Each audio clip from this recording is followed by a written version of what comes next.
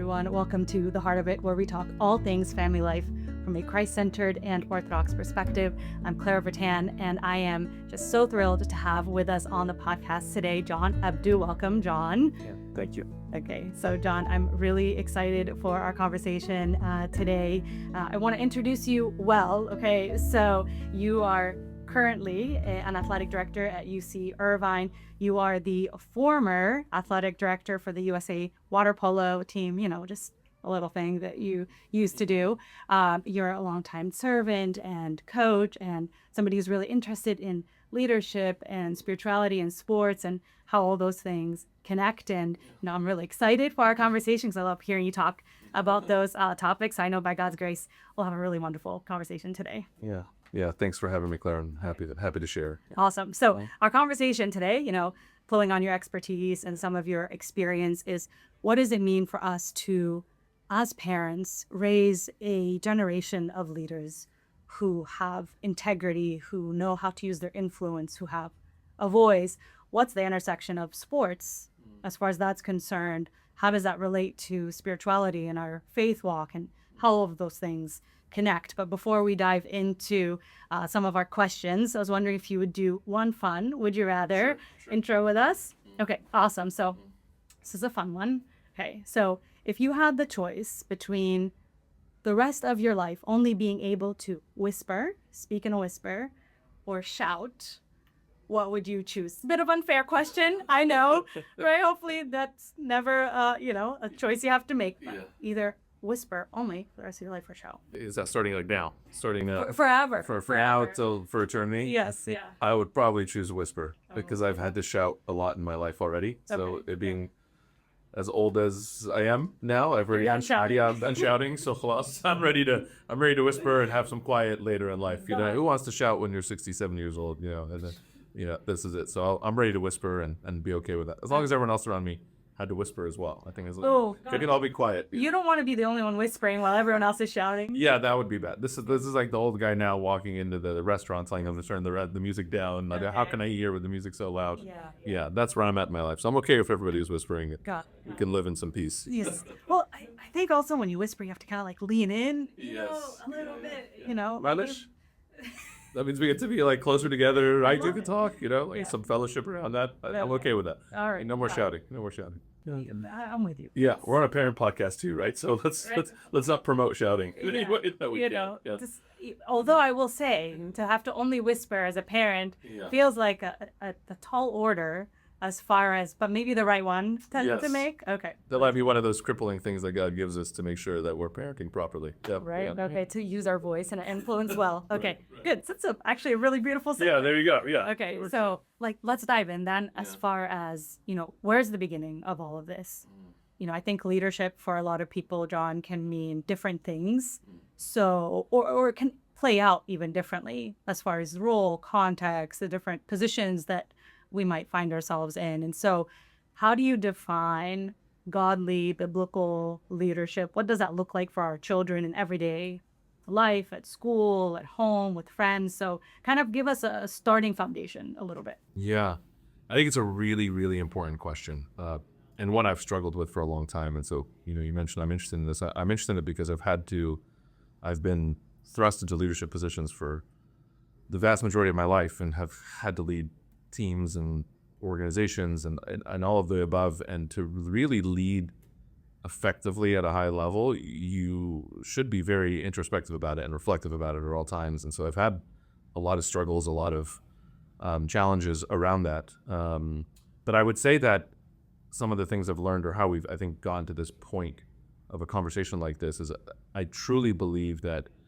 for pretty much anybody who's watching or listening to this, we probably have to redefine what we think leadership is. I think we need to deconstruct whatever we believe that leadership looks like. And I know I had to really, and still have to on a daily basis, frankly, because reverting back to the norm of what we think like American ideal leadership looks like isn't the way. And we are fortunate, blessed enough to have the greatest example of leadership possible, which is Christ himself. And so when we think about leadership, there's biblical leadership, and there's tons of people out there who have spoken about this in books about, how to use the Bible in your leadership and servant leadership and the concept of servant leadership, and we'll talk about that, I'm sure, at some point, right? But this idea that leadership looks one specific way, and particularly in this country, we believe and in many countries, right? We believe leadership looks in the way that is only demonstrative, loud, shouting, Yep. right? The big personality. Right, the person in the front, the person with the Yes. megaphone in some way. Yeah, that's leadership. Okay, that's the person we want to follow. The loudest person in the room, the person that has all the answers and all the knowledge and everything. That's the leader. And that's really not what Christ-centered leadership looks like. And you really don't have to go very far to see this. And so, I would challenge us to look at, read John in the gospel, right? In the Gospel of John, chapter 13, and really getting to the point where you can understand and see where Christ said himself, I'm washing your feet, right? And Peter said, you'll never wash my feet, right? That's not how this works, right? And he says, I did this to set an example for you to do for others, right? This is the beginning of understanding of what leadership can look like through Christ's eyes, right? Washing the feet of his disciples, right? And in their mind, this is already the deconstruction that needs to happen. They're like, that's not what leadership looks like. Like, you're the Son of Man. This is not what would happen, right? It shouldn't be like this. We should be serving you. And this is like human nature to just say, like, no, the leaders, we serve them. They're the ones in charge. So rereading the Gospels that show Christ washing the feet of his servants. Another one that I reference often to this concept of servant leadership is Mark chapter 10, verses like 35 to 45. And this is the famous story where James and John ask Christ, like, well, The sons of Zebedee. like, can we sit on your right hand and your left hand and sit with you in glory? And he's like, you don't really know what you're asking me right now, right? Like, do you want the baptism that I'm baptized by, right? Do you want to drink from the cup that I'm drinking from? And then the last verse of that, right? If you read through it again, if you're listening in Mark chapter 10, I would get into this towards the end, verses 35 to 45, toward the last verse. It says, even the Son of Man, right, did not come to the earth, right, to serve, or to be served. He came to serve.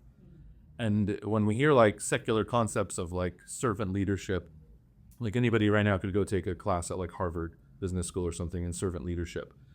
They may never reference the Bible, they may never reference Christ, but I firmly believe that these like every secular concept of like high performance and leadership is rooted in Christ himself. And at some point we could go through all of them, and just do through lines through all this, but he's the model of servant leadership, right? I didn't come to be served. I came to serve. I came to wash your feet, right? Not for you to wash my feet. That's what we have to deconstruct. And the hard part for us is we continually revert back to like this authoritarian type of leadership, whether in parenting, at work, in our churches, in any institution. We want that kind of leadership, but that's what we have to fight against. Well, and I think what you're describing is something that's very upside down, right? As far as our perception of what it, number one, means to lead and who we ought to follow, as far as the loudest voices in the room sometimes. So maybe talk us through that piece a little bit of like, so maybe I naturally gravitate towards the person that I feel like appears to be the leader, Yeah. right? So there's some kind of persona or personality or something that feels like maybe there's a gravitational pull to that versus who we ought to really look for as far as who we want to follow and who we want to emulate as far as leadership goes. Yeah, that's spot on, right? Because there's such thing as charismatic leadership, right? And like, we're always going to be, attracted to people with charisma and who can speak well and who can, just really draw us in that way. And that can come from a good place, but it can also be very misleading at times. And so being able to discern the type of leadership we're looking for. And look, there's no doubt that humans in general, there's many studies on this, that we're attracted to authoritative leadership.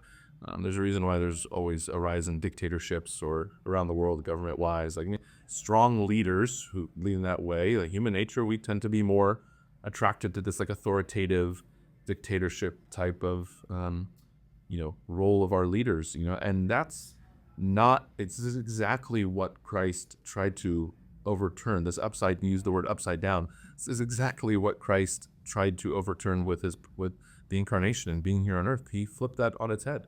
I remember people came to him and said, "Oh, you're here to destroy the Romans, right? You're here to over here. Where's your army? If you're the Christ, where's your army? Where are you to destroy people and to destroy these authoritarian Romans who are taking our money and who are doing it?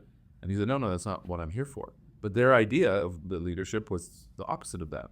And so when you say, how do we discern, is that we have to catch ourselves, right? We have to consistently catch ourselves of like, this isn't the way, right? It's just not the way. These aren't the people to follow, right? The loudest voice in the room is not the person to follow. The person who's trying to be the most authoritative, that's not the person to follow. Like, we need to find living examples of Christ, and that's how we lead. We lead by those people, and the impact that leadership can have is much more and far more effective than what this other type of the other side of the spectrum can have.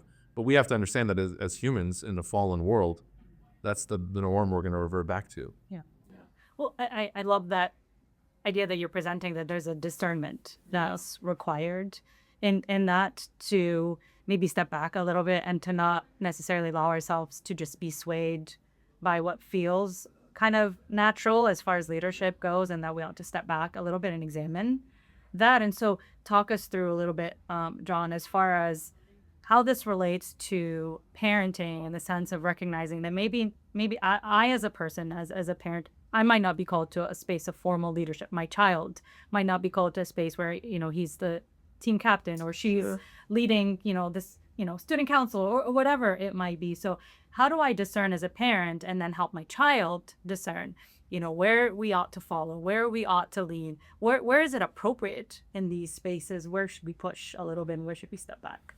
Yeah, I mean, I think that starts with us, like anything with parenting and leadership in general. We have to model this for the people around us. And so part of I would say the rub that I find with parents who want to encourage their children to lead is they're trying to have them lead or become leaders in the worldly model that we have just described, right? Which is, that the leader is the person who's the best player on the team, or is the smartest person in your class, or the most charismatic, the one who can speak the best, or the best looking person. It's a popularity contest. And so as parents, we have to then, and leaders in general, we have to model that that's not what they are. Not every kid, not every child, not every person is going to fit this model.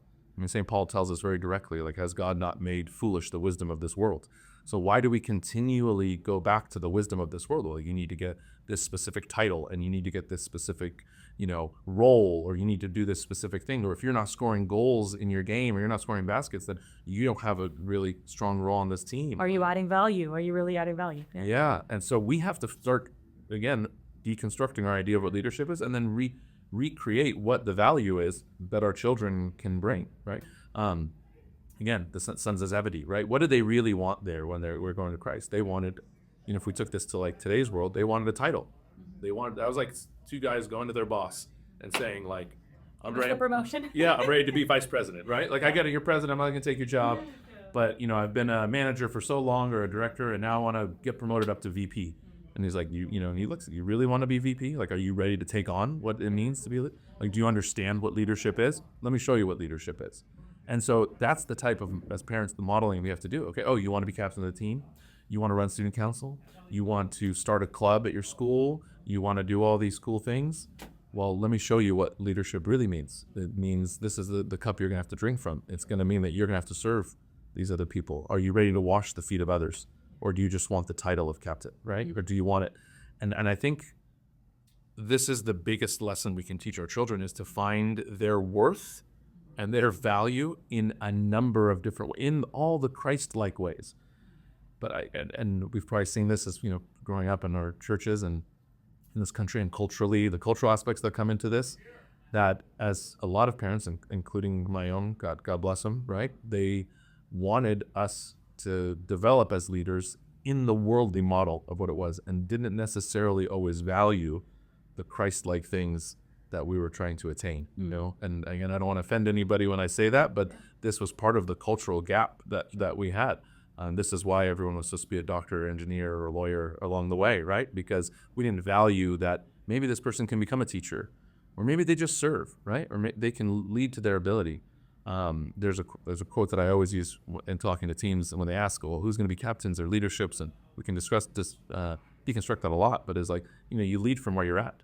Everyone's a leader. You just lead from where you are. and you lead from whatever position you find yourself in, there's a way for you to lead from that. It isn't about titles or roles. And to be blunt, I think we've really screwed that up. Most companies do a really poor job of that. Most institutions really do a poor job of it. We want bureaucracies and hierarchies and this type of leadership that has proven to not be effective, and is certainly not Christ-like. Well, and I think what you're speaking to, John, especially in that last point that you made, is that you have to be in a particular role or in a particular context to be able to then lead, versus what you're saying is there's a virtue and a character formation and something inside as far as what we value that drives our ability to lead, not necessarily, once I get here or once I do this thing, Right. then I'm a leader. Then I'm somebody who's called to lead in some way. 100%. Well, how many times at work or in school or in churches are, well, I can't do that. I'm not Abuna. Well, and I'm not the president. I'm not the CEO. They're the leader. I'm just here, right? When it's like that type of mentality really hurts, right, us. But again, that's us reverting back to like, we want to be led by an authoritarian. We want the Christ to come conquer the Roman army. But we can move our head away from how, and we can learn this from the Bible, right? From the days of Christ. Like, we don't want and we weren't given the conquering warrior Christ that's going to, relieve us from this authoritative, government that's coming. If we can find a way to wherever we're at, say, I'm not the leader. No, just say, no, I can lead by example, right? And I know that sounds cheesy, right, to say, like, we want people to be like, lead by example, but this is the truth, right? The way that we learn leadership in the Orthodox faith is we follow people's example, not by title. And in fact, many of the saints and the people that we try to emulate and we read about had titles, and then threw their titles away, and then it's not the title that had them, Or they were uneducated or unqualified, and God said, you're the one who I'm calling into this. 100%. We could start with David. You could start with, Saint Mina, right? Who was a war hero, right? And he took his medals and he threw them away, threw them at the feet of the king. He said, I don't need these, right? Like, that's not for me. But we continually want titles for our children. We continually want positions for our children. And they know this, they feel it. Clara, you know this, right? And from your line of work too, like, when they go home and like, oh, I didn't make student council. I wasn't voted captain of the team.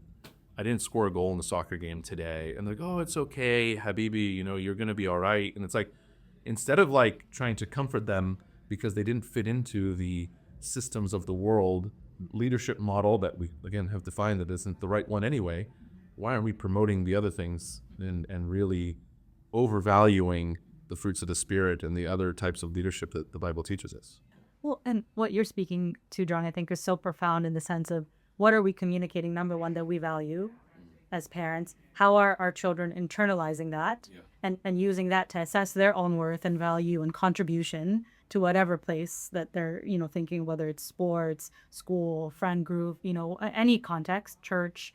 And then how do we begin to pivot as parents a little bit? So talk us through how I, as a parent, can begin to study my child, uncover those God-given, innate potentials, the things that maybe God has put specifically in my son or my daughter, to say me as a parent has a role in how I unearth that and help that to flourish and help that to grow. Can you answer that for me too? I'm still a dad as well. I need to learn as well. I mean, this is all a struggle, right? None of us are sitting here talking about like, I know best, right? But we're interested, right, in learning more. But I struggle with this too. I would reread St. Paul's letter to the Romans, chapter 12. I would reread St. Paul's letter, the first letter to the Corinthians, chapter 12, and both chapter 12s and in those letters talk about like the diversity of gifts, right, and cherishing each other's gifts. In Romans talks about cherishing those gifts within the body of Christ, right? When St. Paul speaking to the Corinthians, there was, I think, well known how wild the Corinthians were and how a lot of the crazy things that were happening there, and he was trying to differentiate. Not all of you are going to have the same gifts, right? All of you are going to use your gifts differently, and so that's where we start, right? Like St. Paul in the Bible teaches us, right, that we all are going to have different gifts. But we tend to measure our children with only the one measuring stick, right? You should have this gift.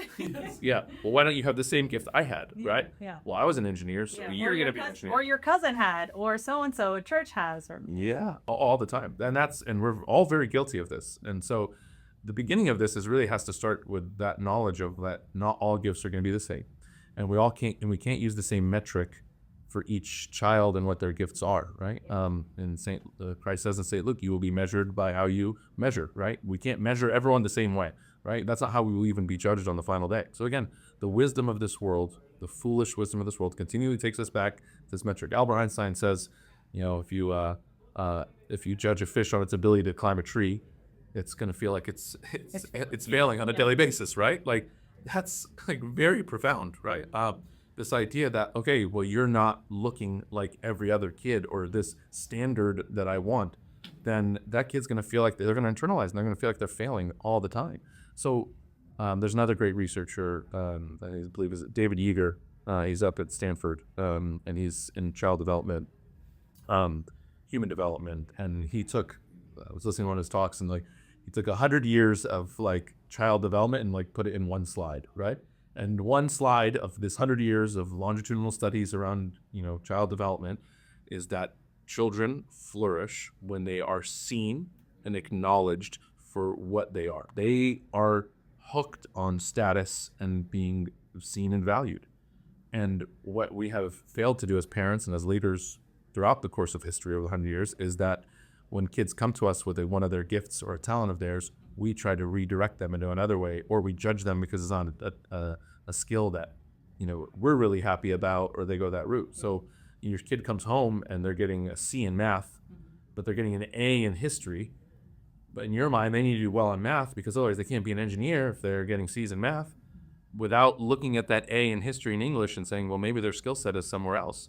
And having a strength-based approach, right? Really like coming back to, is the fish a failure for climbing a tree, or is it just a really good swimmer? And it's a really good swimmer, right? Like I'm going to focus on that, right? So I think the beginning to your question is like, what do we do as parents? Is like start seeing our children and letting them feel seen for the amazing things that they are doing, and not pivoting away from those things and not focusing so much on the things they're not doing. Focus on the things that they are good at. Yeah, but or even like the seeds, right? Because sometimes you see a little seed and you can't necessarily see where it's going just yet, but there's a seed of creativity or an element of even just a personality or a particular skill set that you might not put as a vocation, but there's something underneath that I think, as you're saying, we can begin to value a little differently in how we talk about those things and how we ourselves ought to shift our perspective first before we even engage in those conversations with our children.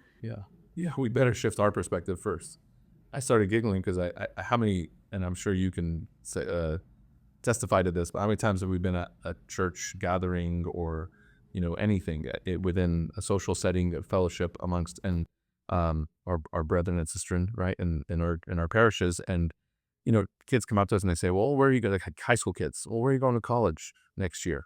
I taught high school for a very long time, and I've taught high school in public schools and in the diocese for a long time, and that's a big deal, right? Like kids, where they go to college is a huge deal, and for some, and particularly in America, right? And we talked to our Canadian friends and other places where the college system is different. Here, so much of your status and so much of your self-worth is tied to where you go to school. Sure. If you're not at UCLA or USC or Right. whatever, even if it's not the right degree that you're trying to pursue at some of these colleges, that there's a status there that we haven't necessarily fleshed out why that is. Yeah, but let's do it. Like there really is. There's no data secularly that tells us that going to these colleges or certain colleges are going to make you a better person or bring you closer to Christ than others. Like there's no data that proves this like need to buy into the status, mining of college admissions, and certainly no spiritual or Orthodox backing for this. Not to put there, if that is your heart to go to these schools and there's a legitimate reason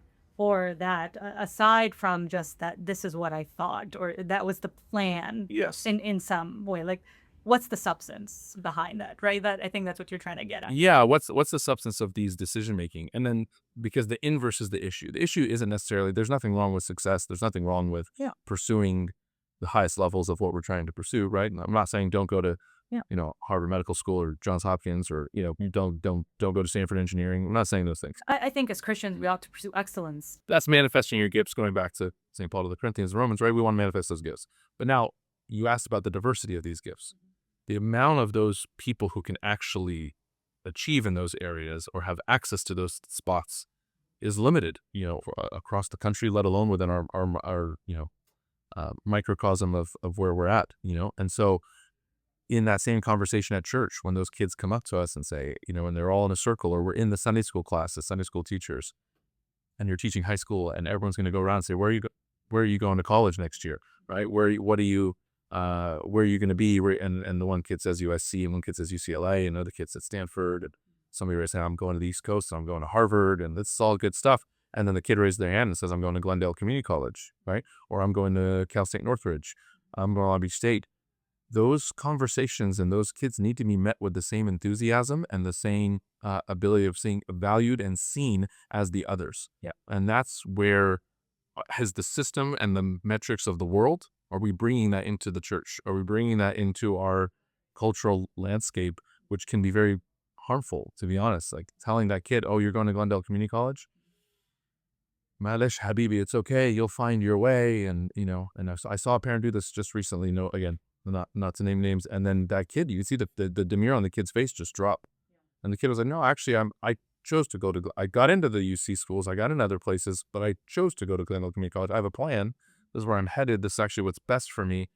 I'm not a failure, but we've made it out that they are failures around this. And that's going back to how do we cultivate this with our kids, is we have to celebrate and encourage and empower them in whatever gifts and paths they have while still pursuing excellence. Excellence is a broad term of reaching potential. Yeah. What is their potential? How best can we reach that potential? And what gifts has God given them? And let's help them get on the right path to accomplish those things. Well, and then I think maybe what might be helpful is you're sharing that, John, because it is a very convicting message to hear, right? Where's my heart as a parent? Where is our heart as a community?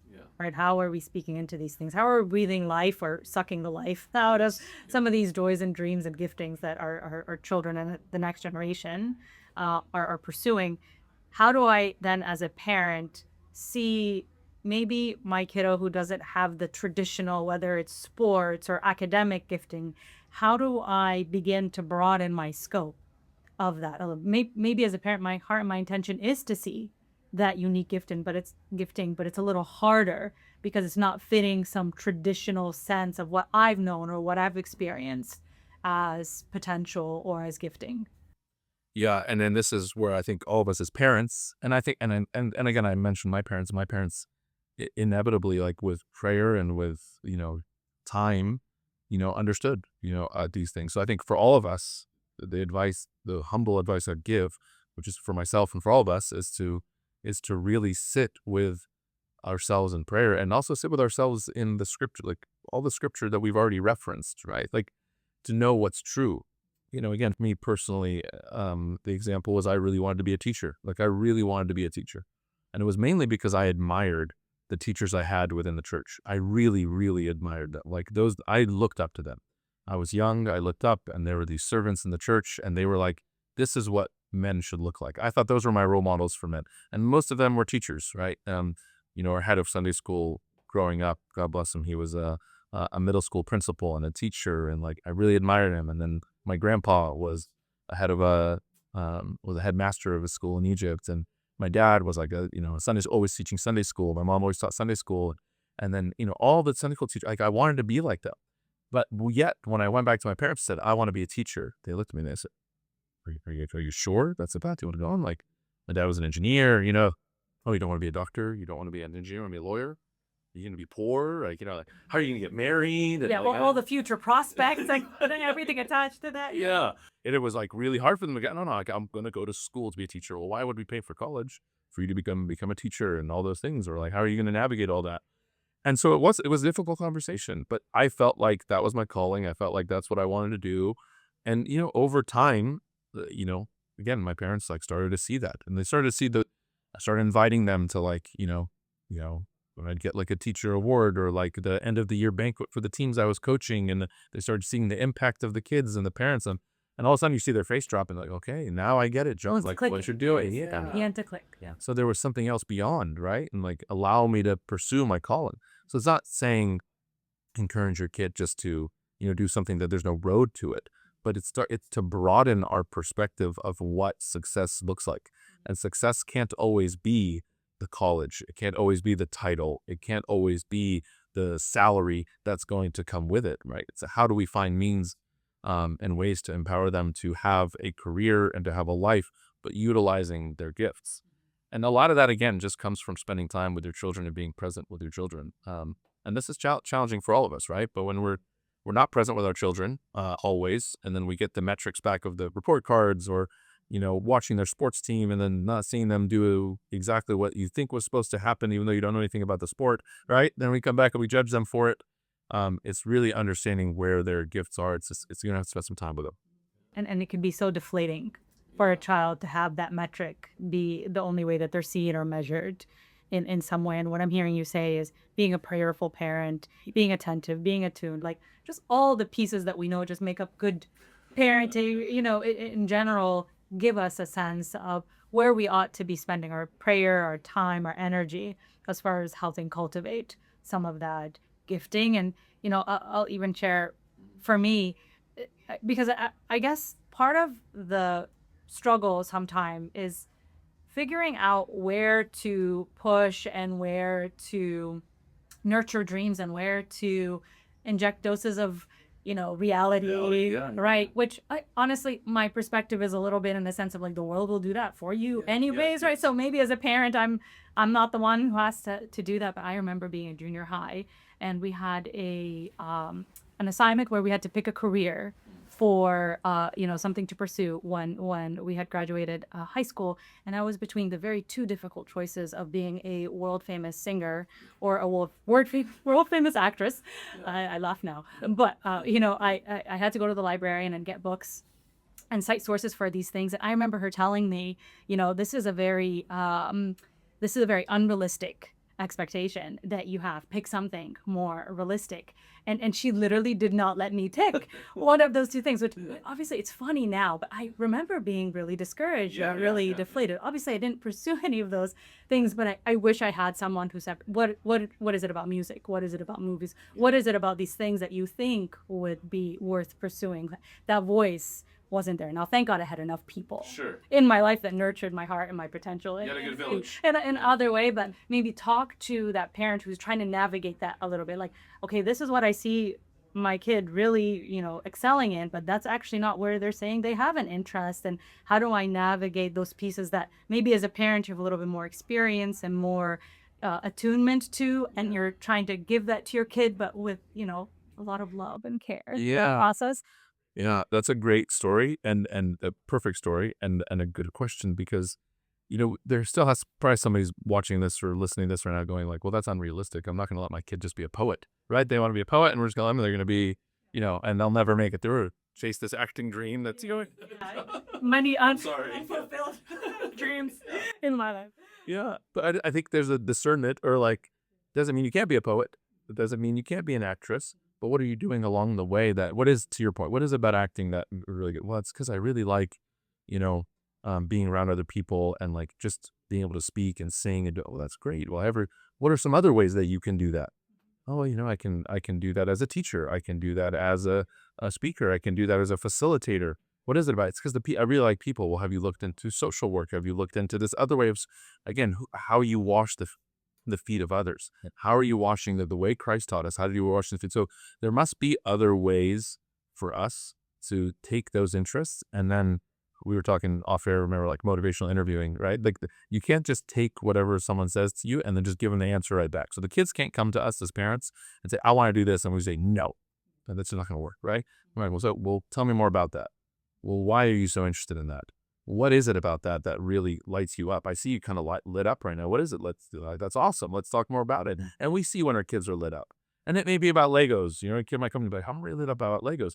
They're not saying, I want to go be a Lego engineer when I grow up. They may say that, but that's not realistic. But it may mean, what is it about it? Well, I like building things. I like doing things by myself, right? Oh, well, you like being alone. I didn't know that. Yeah, when I get to do my Legos, I'm by myself and I'm honed in and I'm doing that. And so it's broadening the perspective of what is the actual skill. This is a really, to your question, which is a really powerful question, is how do we find the skills of our children and the gifts that God gave them? Is through this kind of presence and questioning until we get to that point. And also by then you'll start realizing, as parents, we have to do this. And this is common in sports, and I can use this as an analogy, but I think it goes both ways, that within that interest, there's going to be a multitude of things that come within that interest, right? So like a multitude of career paths. So for example, like somebody says, I'm really interested in baseball. I just love baseball. So I'm going to be a professional baseball player. And as a parent, you're going to be like, yeah, you probably have a 0.05% chance of becoming I have two NBA the Hall of Famers in our house right now, so we're there. God bless them. And they tell you, I want to grow up and I want to be on the Clippers. I want to be on the Lakers. Awesome. Great. Good for you, good. And you want to crush that dream.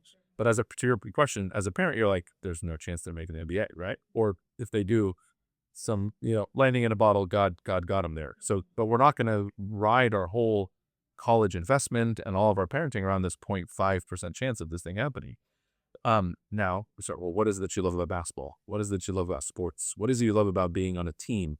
What do you get out of being on that team? What do you get out of, what is it? And so when you start deconstructing that, all of a sudden they're like, and I found this a lot in sports, then all of a sudden they find out, well, you know what? I can be, a team doctor for maybe I do want to be a doctor, but I want to be a sports doctor. Now all of a sudden, like, okay, now that's opened up a whole variety of things.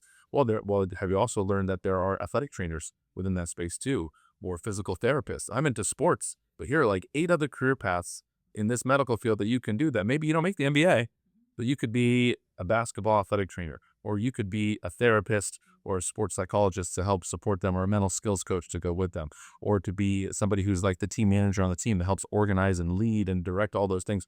You still are on basketball, but you get to do this job. And that's where, this variety of gifts, it can still be in the same universe that your kid is dreaming of, but giving them multiple pathways so they can explore that. Some of the things that I think generationally just either weren't things that our family was exposed to. I don't think there's fault there, but as you're saying, what is it incumbent on us now to do differently, and how do we have to, shift our way of broadening our scope a little bit? Yeah, 100%. Yeah, I mean, there's still, culturally speaking, people would say, well, therapy is a joke, or like, you can't be, what is psychology? Or if I said sports psychology, oh, now is that like pet psychology? It's all kind of a joke, right? It's all part of the same universe of nonsense in their mind. But yeah, we have to broaden our vision of what career paths could look like. And look, particularly, not to go down this path, but just to put a pin in it for a second, in the world today with AI developing, and what's the job market going to look like in the next 20 years? In 10 years, 5 years, all this is going to change. And so how we have to now educate, as parents, we're going to have to educate ourselves as what are viable career paths and what does a college education investment look like. And so it can't just be the same, you can't put the wine in the old wineskin, right? Like, you got to like, we're going to have to open up our minds and think about what else is out there. I could even say, there's probably somebody watching who doesn't even know what an athletic trainer is, right? Or doesn't know what a sports therapist would do, or what a team manager would do, or like a marketing person in sports, or again, all the different things. You like Legos, you want to be an engineer, that's the easiest path. Well, no, maybe they like Legos and they want to work in a business around toys. Maybe they want to invent their own thing, they want to develop. It's going to require us, and I wish it was more complicated than that, right? But it's going to require more effort on us as parents to open our minds. Yep. And to recognize what we don't know that we don't know. Yeah. Perhaps there's, in a decade from now, when my children are, old enough to be kind of figuring some things out, there's some things that will exist then that don't exist now. And so what character are we building? What virtue, what intentions are we putting into that maybe aren't just career driven, but value driven and character driven, because that can take them anywhere in life. Those are transferable skills, right? That even as people shift careers or do things that, might require them to, pivot in some way. Yeah, character will take you where nothing else can't, right? It'll take you where positions or titles cannot, right? Character will take you where a position or title cannot. It's really important to say that. And I've tried with parents before, and I really am trying hard to do this. My wife and I, as parents now, is, if we read the fruits of the Spirit and your child exhibits or like does a great job of like producing a fruit of the Spirit, are we getting as excited about that as we are as to the report card or to the results of the sports game or what's happened? So when we see our children serving others and really being, kind and loving and long suffering with each other, like, we have to acknowledge that, and we have to positively reinforce that, instead of only the negative reinforcement that comes from these academic worldly pursuits. I think that's what you're saying too. It's like, how do we build this character? Well, we've been given a roadmap from the Bible. We've been given a roadmap from Christ. I think I would want to list as a parent, like the fruits of the spirit in the house, and everybody does this. But when you see that, put a little check mark. I saw you being kind today. I saw you being loving today. I saw it like here, you did that. That's great. And then you start cultivating these characteristics, these virtues, like you said. Now, how do we find a way for you to use that in a way that, Yeah. For gifting, for calling, for purpose and potential, which all children, all of us have. And so maybe this is a really good then pivot point to transition to the role of sports Yeah. in all of that, because there's a lot that sports I think can do for children as they develop. What does it look like, to fail, to recognize the role of perseverance, pivoting. Like there's just so much I think that goes into that's a bit of a laboratory in some way. And where some of the pitfalls I think that can come with that as well. So talk us through what that means as far as sports is concerned. yeah, it's a lot. It's a lot. It's a big So a big question because, but more kids. This going back to the generation of parents that raised us and how we're raising our children. Many of those parents sports played a different role in society, in culture, and in church than they do now, right? So we're going to have to unpack that piece. Many of the moms didn't play sports. Many of our moms, playing sports for them was taboo. They weren't given the same opportunities to play. They didn't come to a country that legislated the fact to give women opportunity to play sports in Title IX and, culturally accepts it. I never even thought about that point, right? Yeah. My mom and generationally speaking, like women's, that's kind of an interesting point that I never even considered. No, think about it, right? I mean, there's amazing stories now of people who play professional sports, men in professional sports leagues who were inspired by their mothers who were great athletes. Like, the son of this former WNBA player, right? Who played, or my mom was this great college basketball player or tennis player. And now I'm playing sports because my mom was this great athlete. You couldn't have said that 40 years ago. You couldn't have said that 30 years ago. I mean, so we're now finding a generation of men inspired by female athletes. Again, that's a whole other, right? Like a really profound thing. But again, as for us, going back to parenting, even having sports infiltrate our homes isn't just a boys thing, right? It's now all the girls are playing sports and their moms are playing it. And then think of all your daughters out there, for everyone listening who are playing sports now, what their kids are going to be like, right? They may have 2 generations of sports and athleticism in their life who are doing this. And so it's a really, really, really great opportunity for us to take what's good out of this. Because like you said, what sports can give children. And I really want to define sports as not necessarily organized sports. And the way of the world, again, the wisdom God has made the wisdom of this world foolish. So following what we believe are the American organized youth sports trends as the right way to pursue the lessons and godly values that we can get out of sports is probably not the right way. And I'll speak to that firsthand for where I'm at. But the values you're talking about, the fruits of the spirit that we're talking about, being a good teammate, right? The sacrifice that comes with that, being selfless in a moment, putting my team before myself, being able to communicate well with other people, being able to take criticism and to take instruction from a coach, right? I use this in sports ministry often, in Proverbs 25, he who loves instruction is wise, he who hates instruction is foolish. Or some translations of the Bible use it as stupid, or is, like it's really harsh to say that, right? But foolish, not taking instruction. Well, how do you start getting your children to take instruction? They can take that from a coach. They can take that from within their sports teams. And so there's so many godly values we can get out of sports.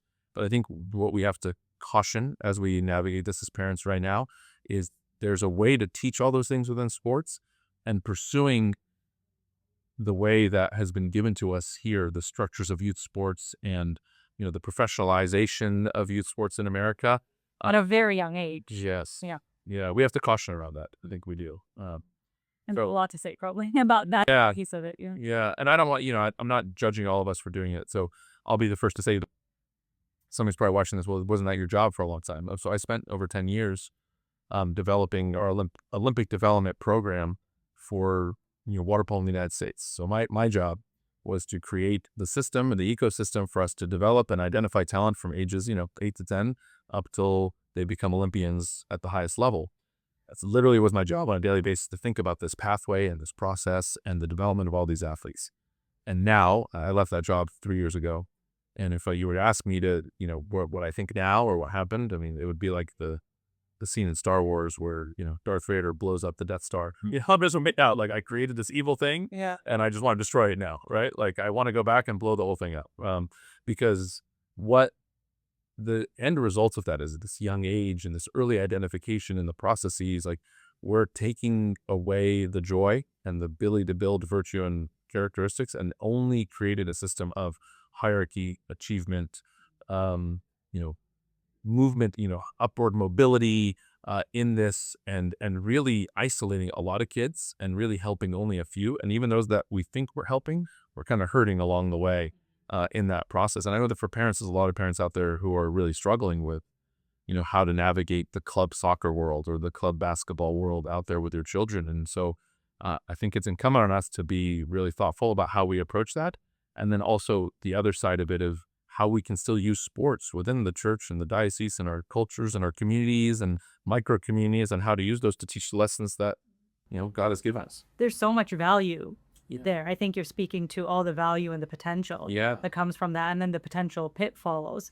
If, again, our measure is what's just given to us versus being intentional about how we want to pursue that for our family. I know for me, sports was an opportunity to think about where I was actually maybe failing in some way, but not as failure, but where there was areas of growth. I played volleyball in high school, and I remember I wasn't the best player, and I knew I was never going to be, and it's hard to come to terms with something like that. But I remember asking my coach, what do I need to do to get off the bench? And it was a hard question to ask, I think, but it was something that helped me as an adult later on in life to be able to say, like, what do I need to do to be successful in this area? And to her credit, she was a good coach, and she actually shared something of value and of substance there, not just, be better, get better, whatever innate potential. And I was like, well, yeah, okay, but what does that actually look like? I see that for my sons. I see that for a lot of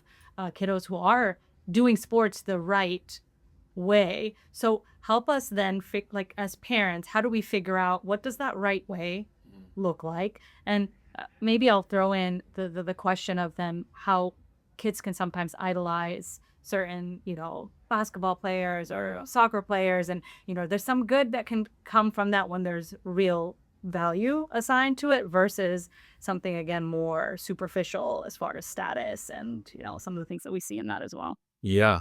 And it's as simple as going back to the top of this conversation, which was like, how do we define leadership? What does leadership look like? What is the true definition, the biblical definition, the Christ-like example of leadership? That has to translate into the way that we navigate youth sports as well for our children. And so the hard part is the chasing of the status, putting my kids on the best club teams, or my kids not getting playing time on this club team, so I have to go take them to the other club team, and, just keep moving them around until I find what works best for them. And then they may not get a college scholarship unless I do it this way. I'm not, again, without judgment or finding the right or wrong way of doing this. What would I feel like pray for is that we try to tackle this with the discernment of what Christ would do in these situations, and what was the value of it, with the true value of sports, that community, that fellowship, that very difficult conversation that you referenced you had with your coach, that built, I'm sure, a significant amount of character in you, right? And I can think back of all the difficult conversations I've had as a coach and even as an athlete, like, and the mistakes you make, and it's a very safe place to make mistakes. Sure. But if it's not a safe place, it's not safe if it's built on status and reputation. Well, then as a coach, talk us through that difference of what you saw as far as the kid who was being helped by sports, where you saw there's benefit, there's value there, versus what you were maybe seeing as the overscheduled, overstressed kid who didn't necessarily have a sense of why they were doing this, or the joy was being robbed in that experience. Like, what were you seeing as a coach there? Yeah, a lot. And you said the word joy. There's this real interesting movement right now, because this is what we do in America. We don't solve problems immediately, right? We make a bunch of mistakes, and then we try to overcorrect the other way. So this kind of professionalization of youth sports over the last 15 years or so, more, 15, 18 years of turning the 12 and under soccer team into like a professional club team that plays on the weekends and is overscheduled, and they have to play on Sunday morning now, miss church, and they have to travel to Palmdale to play in the softball tournament, or, we're going to fly to Texas to play in the big volleyball tournament in Dallas.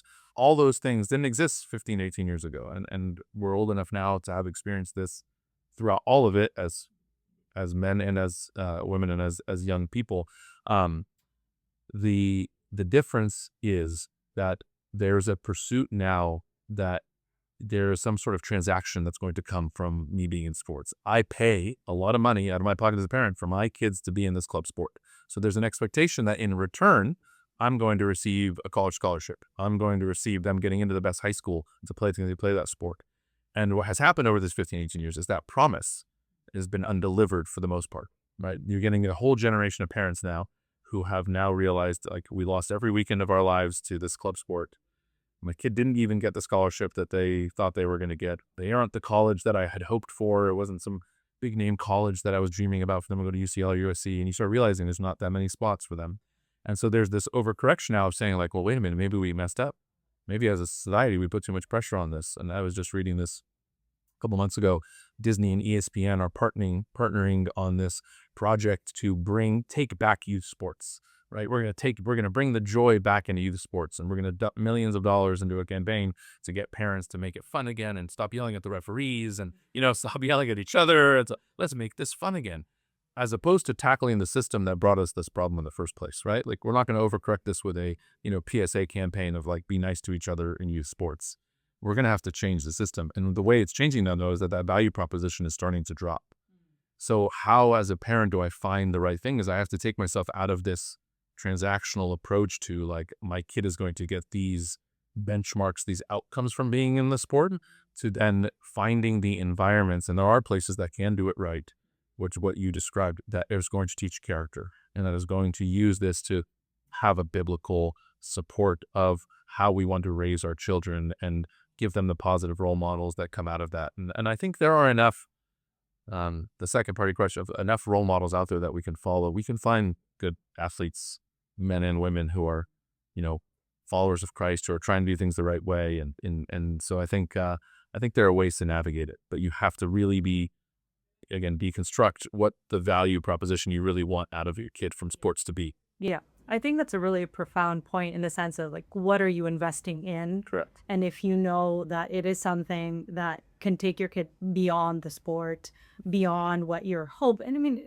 I don't think anything wrong with dreams and aspirations, as far as, what we're actually attaching to those things. So I really appreciate taking that transactional piece out and recognizing what we're actually aiming and hoping for, so that our children's measure of that is consistent with, Right. Where the joy then is naturally. They don't have to inject the joy, because that's what we're actually pursuing, is something that is relatively, I don't want to say stress-free as far as sports, but it shouldn't be what it is now, I think, in some. Yeah, and I think you're 100% right. But this is to take this back to our faith, right? Into the orthodoxy. What sports teaches us, that's the most, really powerful lesson that you can learn from sports, is that it's a process-oriented journey, not a outcome or results-driven journey. And if you approach sports all about results, then you don't actually get what you want out of the process. And but culturally, that's an easy thing to revert back to. Well, did we win today? What was the score of the game? Was my kid in the starting lineup? Did they score points? Did they score goals? And if you look at it for results, that's not going to happen. Imagine approaching your faith that way. I went to church 3 times this week, right? So I'm winning in Christianity, right? I took communion, twice in 1 week. Unbelievable. I went more than just Sunday, right? I'm winning at Christianity. We don't measure our faith or our progress in our faith by some sort of like worldly metric, right? It's a whole process. It's like we're always becoming, we're always striving, we're always, even to our last breath, that's what's going to take us. And so if we can teach our kids in sports to use sports as a way to learn that lesson, that it's all process oriented, that it's something that, okay, we lost today, but that's all part of the deal, right? That's part of us getting better. Today, I'm very sore today, it hurts, right? But that's okay. That's just part of what my teammate was mad at me today. We're not getting along right now. That's okay. That's a relationship we're going to build on. That becoming process oriented, it is the way that we can use sports to really reflect what orthodoxy should be. And if you wanted just the side note of what, I've been blessed enough to be in gold medal winning locker rooms and, high level sport, the teams, just to reflect it back, the teams that focus on winning and as the goal, we're going to win, tend to not be very successful.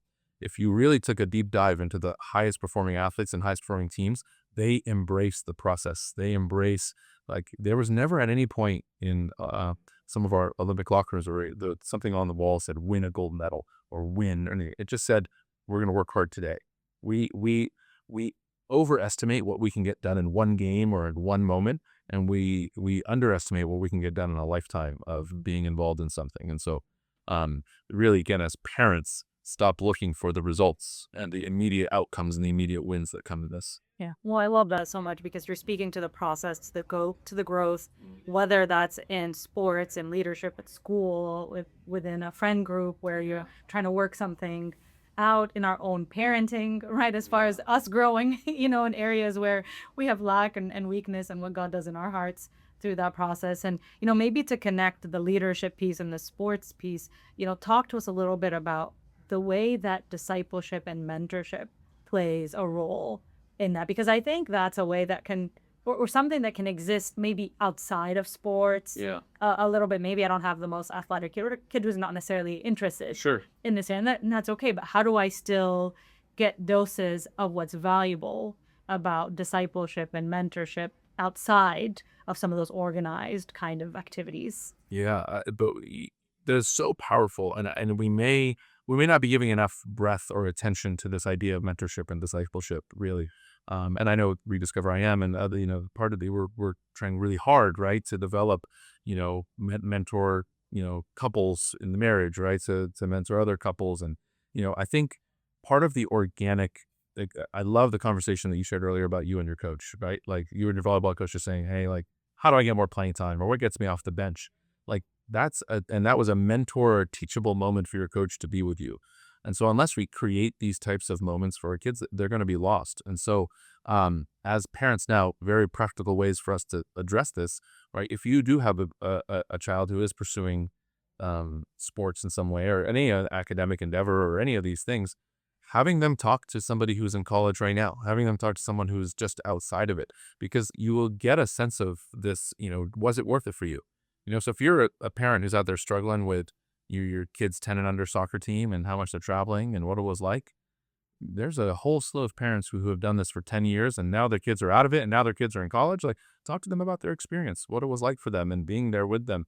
Go pursue these things. And I do think the more in the digital age, we've become more, not to step into your world, but we've become more isolated. Yeah, right? We're so much more isolated. So this idea of mentorship and being around others, we have to give more opportunities for this in church. So when it comes to sports and leadership, this is why I feel really strongly about having like sports ministry within churches, because these are incredible ways to foster and develop discipleship and mentorship without the pressure of this outcome of you're coming to hymns class or you're coming to servants prep class. Like, all those things are really, really important, but not every kid is going to just naturally gravitate to that.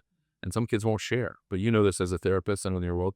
What if I took that same kid and we just went to the half-court basketball hoop at church and we just shot around a little bit and asked them some questions? How's your day? What's going on? And next thing you know, that kid starts talking a little bit. But you're in this, all you're doing is shooting around. You're having then we play 2-on-2 with some other kids and we bring some more people involved and we kick a soccer ball around.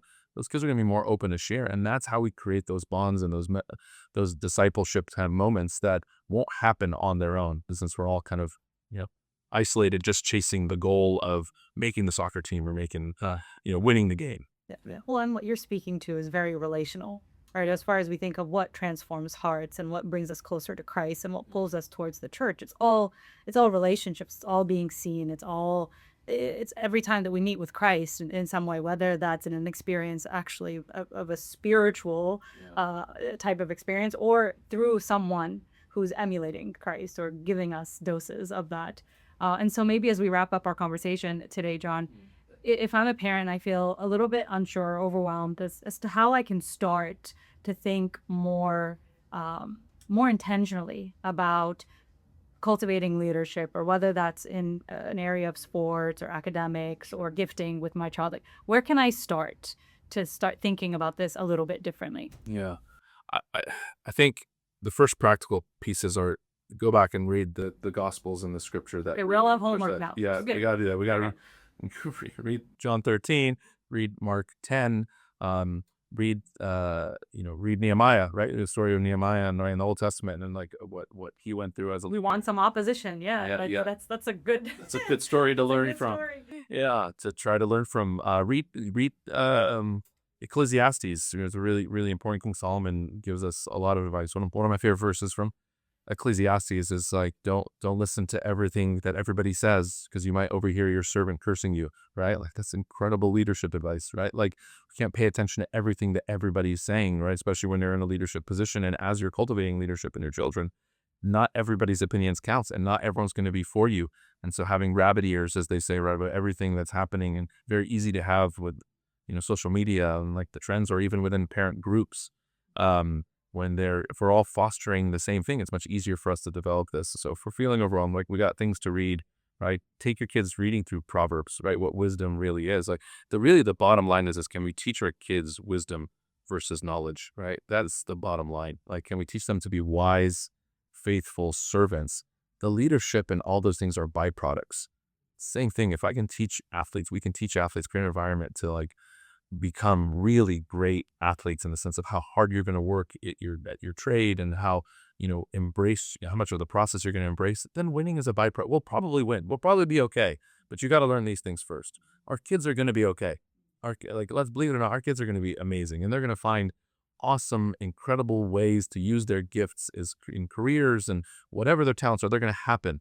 So our job as parents, we need to just focus with them on teaching them to be servants, right? How to serve the Lord and serve each other. And if they can do that, some good is going to come out of it in the long run. Yeah. Well, what a hopeful message to to end on. As far as I think the privilege that we get to be a part of that for our children, as God is continuing to work on our hearts in that way, that we offer some of that to our kiddos, the precious lives that we've been entrusted with. So thank you so much, John. I know I'm energized to start thinking about this a little differently and pursue some of those shifts in my mindset as far as what that means for my family life. And we pray that, hopefully you're finding these conversations edifying and that it's blessing your home as much as it's blessing mine. And so thank you again, John. And we will hopefully see you all for our next episode soon.